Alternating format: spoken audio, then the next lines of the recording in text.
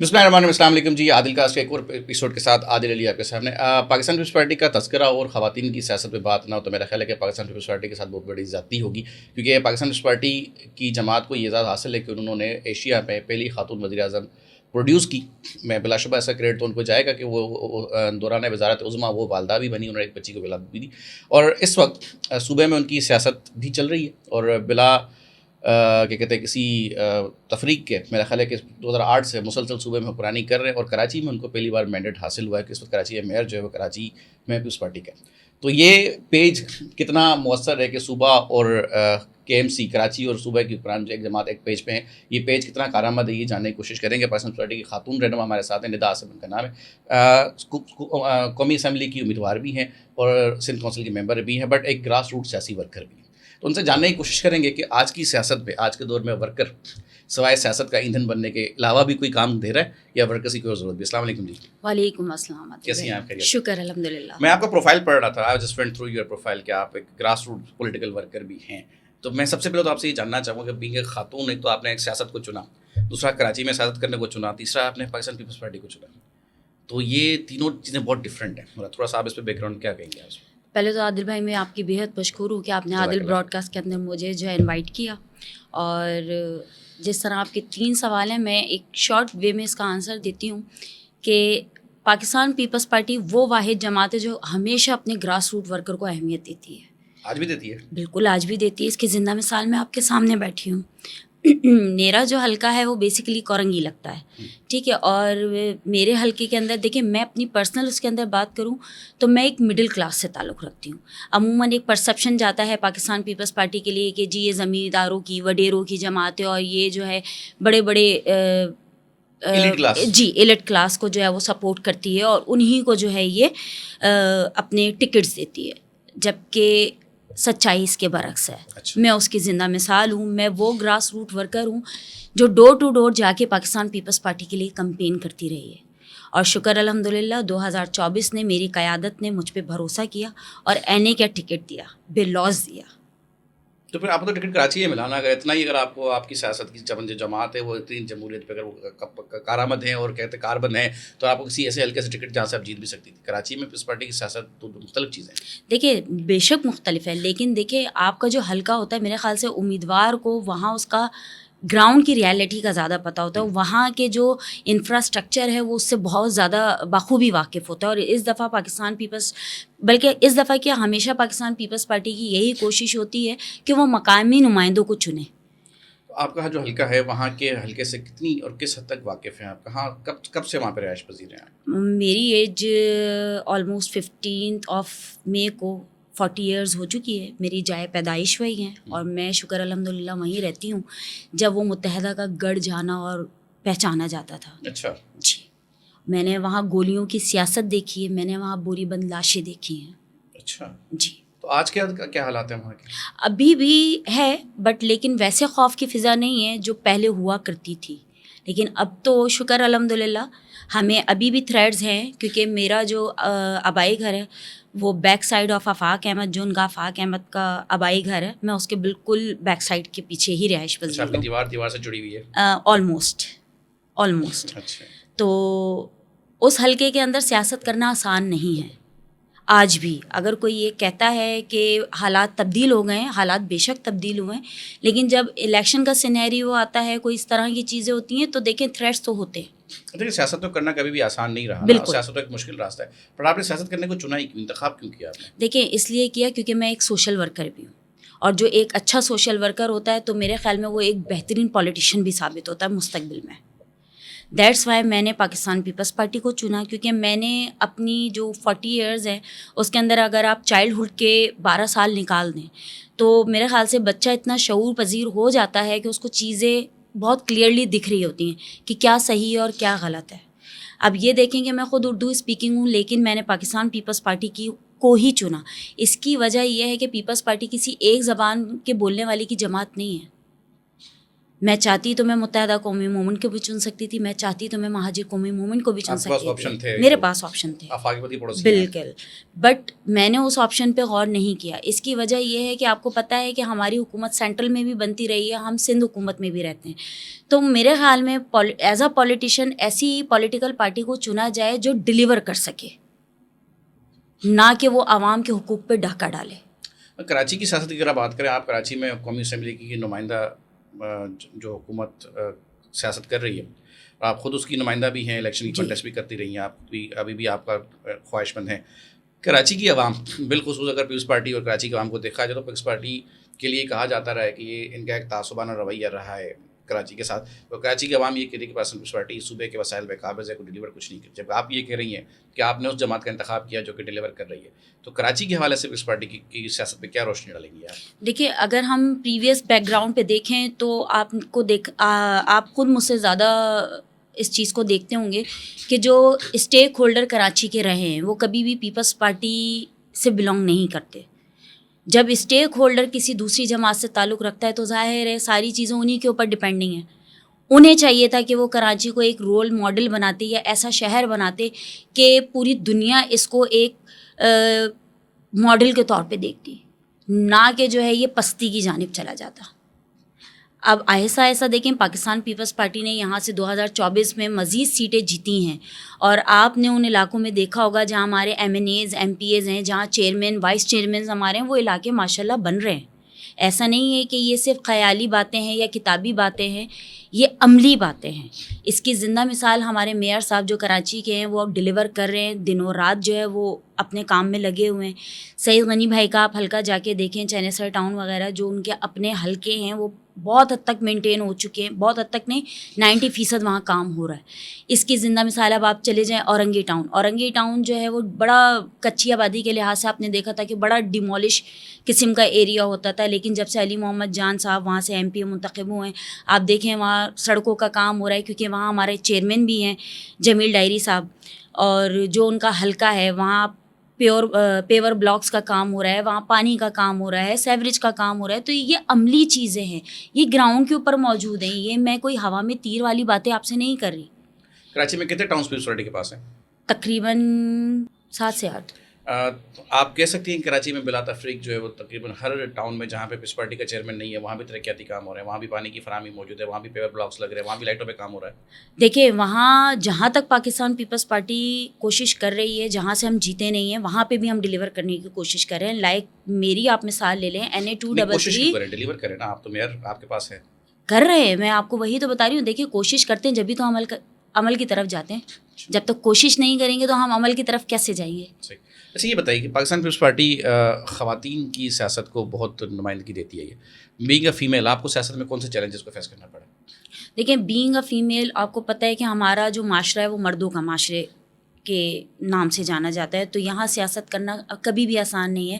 جس طرح کہ آپ کو پتہ ہے ہماری جو لیڈر ہے محترمہ شہید بے نظیر بھٹو صاحبہ, انہیں بھی کافی چیلنجز کا سامنا تھا. انہوں نے لیکن ایسی مثال قائم کی ہم جیسی خواتین کے لیے کہ ہم بھی ان چیلنجز کا سامنا کریں اور پاکستان کی سیاست میں اپنا اہم کردار ادا کریں.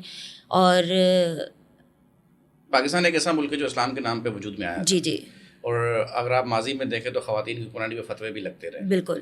اور ابھی بھی اگر میں سمجھتا ہوں ذاتی حیثیت میں کہ کچھ ایسے عناصر ہیں جن کو کوئی خطرہ محسوس ہو تو وہ دوبارہ سے کوئی ایسی حرکت کرنے سے باز نہیں آئے گا. اس کے باوجود آپ نے کراچی میں گولیوں کی سیاست بھی دیکھی, آپ نے بوری بند لاشیں بھی دیکھی. بالکل. اس وقت تک کی سیاسی صورتحال اور آپ نے جو اسٹرگل کی ہے اس کو دیکھتے ہوئے آپ آگے ایک سیاسی منظر میں خواتین کا اسکوپ کیا دیکھ رہی ہیں؟ میں پاکستان کے اندر اسپیشلی پاکستان کے اندر خواتین کا بڑا اہم رول آگے مزید دیکھ رہی ہوں, کیونکہ دیکھیں آپ پنجاب کے اندر بھی اب وزیر اعلیٰ ایک خاتون ہیں, ٹھیک ہے, اور انشاءاللہ سندھ میں چینج کیوں نہیں آیا؟ سندھ میں تیسری بار آپ نے کی وزیر اعلیٰ بنا دیا. نہیں تو انشاءاللہ آگے آپ دیکھیں. بالکل ہیں, بہت قابل ہماری خواتین ہیں, اور مے بی پاسبل ہے ہماری لیڈرشپ فیصلہ کرے گی کہ آگے خواتین کو وزیر اعلیٰ کا منصب دینا چاہیے یا نہیں دینا چاہیے. یہ لیڈرشپ کا فیصلہ ہے, اور انشاءاللہ مے بی پاسبل ہے آگے ہماری لیڈرشپ ایسا کوئی اقدام اٹھا بھی لے. اب جو سیاسی سینیریو اس وقت ڈیولپ ہو رہا ہے, کچھ جماعتیں ایسی ہیں جو اگر میں بالکل سندھ کی بات کروں تو سندھ میں اس وقت پانی کو لے کے کافی بحرانی کیفیت ہے, اور وفاق میں شراکت پاکستان پیپلز پارٹی کی بھی ہے, مطلب جو بیساکھی وفاق کو فراہم کی ہوئی پاکستان پیپلز پارٹی نے کی ہے.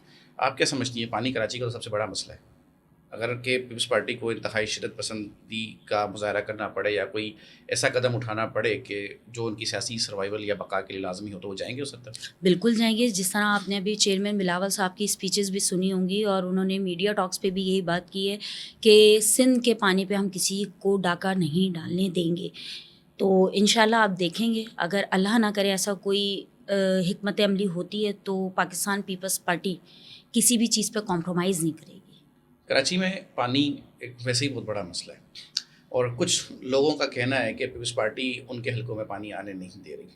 دیکھیں یہ غلط پرسیپشن ہے. جبکہ وہ کہہ رہے ہیں کہ ہمارے ہاں آپ کے حلقوں میں آلریڈی لائنیں لگی ہوئی ہیں، ہمارے یہاں سے لائنیں کاٹ کے آپ آگے لے کے جا رہے ہو. نہیں دیکھیں میں اس چیز سے بالکل ایگری نہیں کرتی. اس کی وجہ یہ میں جس حلقے میں اپنی بات کرتی ہوں، جس حلقے میں رہتی ہوں، میں نے ابھی آپ کو بتایا بھی کہ وہاں کون سی جماعتوں کی حکمرانی رہی ہے. ٹھیک ہے، وہاں گریویٹی کا پانی 24 گھنٹے آیا کرتا تھا. ٹھیک ہے، آج وہاں المیہ یہ ہے کہ وہاں کے ہی الیکٹڈ اور سلیکٹڈ لوگ جو مختلف جماعتوں سے انہوں نے مطلب لانڈی کا پانی لوگوں کو فروخت کر دیا، انہوں نے ہائیڈرنس بنائے. تو اس میں تو پیپلز پارٹی کہیں شامل ہی نہیں ہے. آپ کو میں پہلے ہی بتا دوں جب متحدہ کا دور ہوا کرتا تھا تو پانی کی شارٹیج تو جبھی سے ہے کراچی کے اندر، یہ نئی تو نہیں ہے. اور شاید اس بات سے آپ بھی ایگری کریں گے. میں تو اپنی زندہ مثال اس لیے دیتی ہوں کیونکہ میں اس چیز سے گزر رہی ہوں، میں چیزوں کو دیکھ رہی ہوں. میں نے ابھی آپ کو جیسا کہ کہا کہ میں گراؤنڈ کی ایک ورکر ہوں، تو میری آنکھوں سے کوئی بھی ڈھکی چھپی چیز نہیں ہے کیونکہ میں ڈرائنگ روم کی سیاست نہیں کر رہی. اس لیے کہ جو یہ عوام کے اندر ایک پرسیپشن بلڈ کیا جا رہا ہے کہ یہ پیپلز پارٹی کی ایما پہ ہے، تو یہ بالکل غلط ہے. نہیں، آپ کے لیے تو الزام لگایا جا رہا ہے نا کہ آپ نے کراچی یا تو ایم کیو ایم کو ٹھیکے پہ دے دیا ہے یا پھر ایم کیو ایم نے پیپلز پارٹی کو ٹھیکے پہ دے دیا ہے. نہیں تو ابھی 2024 کا جو الیکشن ہے اس کے اندر تو ساری چیزیں اوپن اینڈ شٹ کیس کی طرح سامنے آئی ہیں کہ کس کو کتنی سیٹیں ملی اور کس کو کتنی سیٹیں نہیں ملی. ہمارا گراف شکر الحمدللہ جو ہے وہ اور جماعتوں سے بہتر رہا 2024 میں. جی کراچی. اچھا، آپ لوکل باڈیز کی بات کر رہی ہیں. جی ہاں ٹھیک ہے، وہ آپ کا میئر اس وقت پہلی بار اس میں ہے. لیکن مجھے بتائیں کہ سیاست تو ایک اپنی جگہ ہے، لیکن ایک چیز ہوتی ہے کہ گراؤنڈ ریئلٹی کو دیکھتے ہوئے چیزوں کو ڈیلیور کرنا. ایک جو سب سے بڑا اس وقت جو المیہ ہے ہمارا، مجھے جو نظر آتا ہے وہ علمی میدان ہمارا خالی ہے. ایجوکیشن پہ کیا کر رہے ہیں آپ؟ ایجوکیشن کے اندر دیکھیں ہم مختلف جگہوں پہ، ابھی آپ نے دیکھا ہوگا کہ ہمارے جو وزیر تعلیم ہیں انہوں نے جو ایگزامس کے اندر جو معاملات تھے اس چیز کے اوپر بھی ایکشن لیا ہے. اور ان پیپر تو پہلے لیک ہو جاتے ہیں، تو یہ تو اب سے تھوڑی ہو رہا ہے. اچھا، یہ تو نظام پھر وہی بات ہے کہ ایک مخصوص جماعت کا نام آتا ہے کیونکہ انہوں نے کراچی کی تعلیم کا بیڑا غرق تو انہوں نے کیا ہے. چٹنگ کا کلچر وہ لے کر آئے، پیپر لیک کرنے کا. اندرون سندھ پہ پیپر ایسے ہو رہے ہوتے ہیں. نہیں، یہ بالکل سراسر ناانصافی ہے کہ وہ الزام دیکھیں. الزامات کی سیاست تو ان کا وتیرہ رہا ہے شروع سے. وہ تو ہمیشہ جو ہے وہ ٹارگیٹ کرتے ہیں پاکستان پیپلز پارٹی کو، کبھی بھی کسی چیز کا الزام اپنے سر لیتے ہی نہیں ہیں. ٹھیک. اچھا، ایک سیاسی جماعت کا ایک سیاسی منشور ہوتا ہے، ایک پرسنالٹی کا اپنا بھی ایک ایجنڈا ہوتا ہے کہ لیٹ سے کہ آپ ایک ہلکے سے سیاست میں آئی ہیں، آپ ایک سیاست کر رہی ہیں، آپ کی اپنی بھی ایک سوچ ہوگی کہ آپ نے کیا کرنا ہے، آپ کا ایجنڈا اور آپ کا آبجیکٹ کیا ہے. پیپلز پارٹی کا منشور ہوگا، آپ اس پہ ایگری کرتی ہوں گی. ندا عاصم کا منشور کیا ہے؟ ندا عاصم کا منشور یہ ہے کہ وہ ایجوکیشن کو پروموٹ کرے گی. ندا عاصم کا منشور یہ ہے کہ جو بے روزگاری ہے اس کو جو ہے وہ کسی حد تک قابو کرنے کی کوشش کرے گی. یہ ندا عاصم کا منشور. اس کے علاوہ صحت ہے، تعلیم ہے، صحت کے شعبے میں تو امن ہے. دیکھیے صحت کے شعبے میں تو آلریڈی پاکستان پیپلز پارٹی بہت کام کر رہی ہے اور یہ کسی سے ڈھکی چھپی بات نہیں ہے. آپ اس کی زندہ مثال جو ہے وہ آپ کا جناح ہاسپٹل لے لیجئے، آپ کا سول ہاسپٹل لے لیجئے، اور ابھی جو ہے وہ NIVCD کا جو نیا ایک 1200 بیڈ کا جو سب سے بڑا ہاسپٹل بن رہا ہے وہ ڈسٹرکٹ کورنگی کے اندر جو ہے وہ تعمیر ہو رہا ہے. اور شکر الحمدللہ آپ جا کے دیکھیے اور وہ انڈر کنسٹرکشن ہے.